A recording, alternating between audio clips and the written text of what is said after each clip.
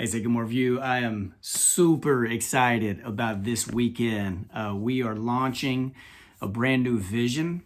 The theme is awakening, and this is going to be what carries us into the future for the next couple of years, maybe the next few years.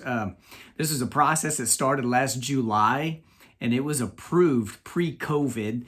And we've just had some conversations the last few weeks and thought, man, now's the time. Let's not wait until we're back together in this place, having in-person worship gatherings. Let's move forward now. We think this is something that was given to us from God. We think this is something that can rally us around and help mobilize and energize and just help cultivate us into the kind of church God has prepared us to be and is calling us to be. So this Sunday, I'm super pumped to lay this out in front of you, to root it in Scripture, lay some principles in front of you. And then we have a letter coming to you next week, a prayer initiative coming up, and some things that I really hope this will be formative and exciting to you.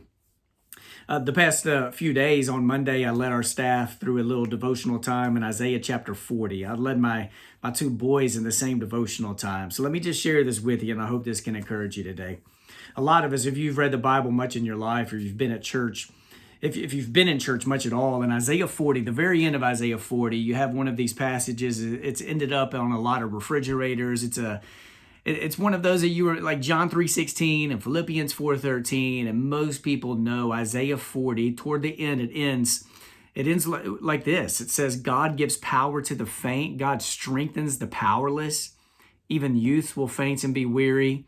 The young will fall exhausted, but those who wait for the Lord will renew their strength, and they will mount up with wings like eagles. They will run and not be weary. They will walk and not be faint.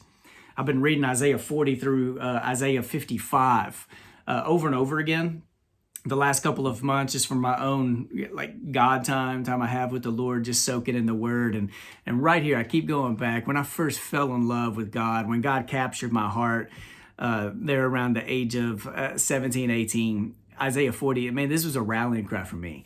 That when we feel like we're going to faint or when we're weary, God comes and gives us strength that we didn't even know we had. Now, in my life, I don't faint much. It's not an issue I have. Now, my wife does.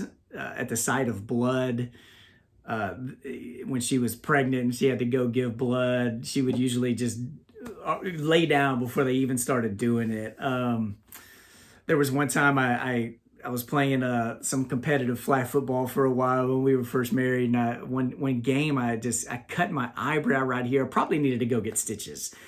But instead, we were going to do butterfly Band-Aids. So Casey was going to try to do this, and boom, next thing I know, she fell backwards, just fainted up against a wall right there in our house. And maybe you know what it's like to faint, or to feel like you're going to faint, or to feel so weary you feel like you just have no more strength.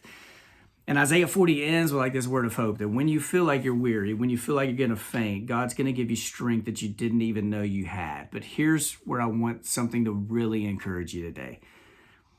When Isaiah 40 toward the end, before it gets to that, here's what it says about God. God is the everlasting God, creator of the ends of the earth. God does not faint or grow weary. So in this season, or any season we go through, when we feel like we're weary and we feel like we're going to faint, know this: we serve a God who doesn't. God doesn't faint. God doesn't grow weary.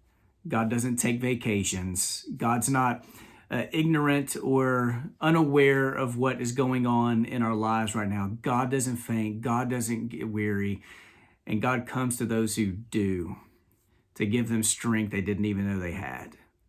May this give us strength today and encourage us to go deeper into God, to cling to the one who is not going to pass out at any moment.